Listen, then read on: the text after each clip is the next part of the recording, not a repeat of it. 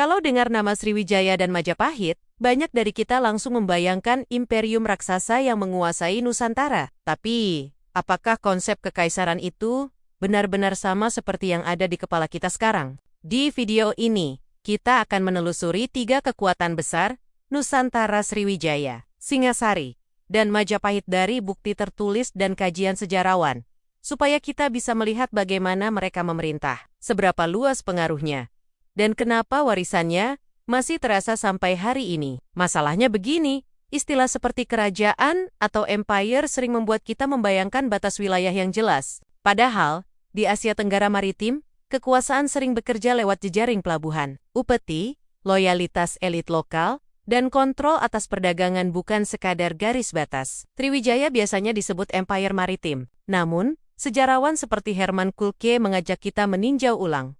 Apakah Sriwijaya benar-benar empire teritorial, atau lebih tepat dipahami sebagai COD, tuan semacam pusat istana atau keraton, yang memimpin jaringan kekuasaan? Dalam kajian epigrafi, Kulke menunjukkan bahwa bukti prasasti lebih mengarah pada pusat kekuasaan dan lingkaran pengaruh, bukan model negara teritorial tunggal yang seragam. Mengapa Sriwijaya kuat? Karena posisinya strategis di jalur perdagangan internasional terutama Selat Malakayang, menghubungkan India, Tiongkok, dan wilayah kepulauan. Dalam ringkasan populer tentang Sriwijaya, sering ditekankan perannya sebagai pengendali rute dagang dan pusat pembelajaran Buddha yang menarik peziarah dan sarjana. Lalu bagaimana dengan konsep kepemimpinan? Dalam pembahasan tentang Sriwijaya, ada gagasan tentang raja ideal yang ditopang legitimasi religius dan tata moral politik tertentu. Studi manuskrip dan bukti tertulis menunjukkan bahwa figur raja bukan sekadar penguasa administratif, tetapi juga simbol keteraturan dan pelindung tatanan.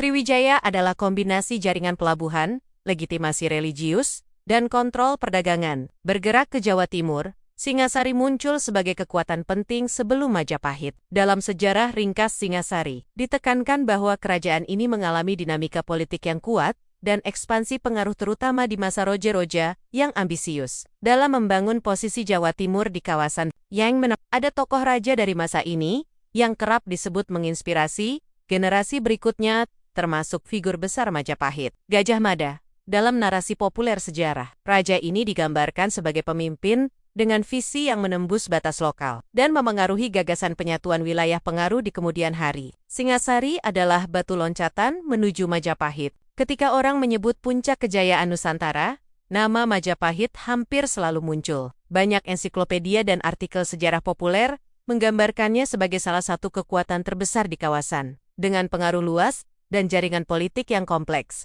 Salah satu sumber yang sering dibahas saat membicarakan Majapahit adalah Negara Kertagama, yang menceritakan kebesaran kerajaan, struktur elit, dan gambaran politik budaya pada masanya. Kajian modern membahas bagaimana teks ini menjadi jendela penting untuk memahami cara Majapahit melihat dirinya sendiri sebagai pusat tatanan yang luas, dengan hubungan-hubungan politik yang berlapis. Namun penting untuk hati-hati.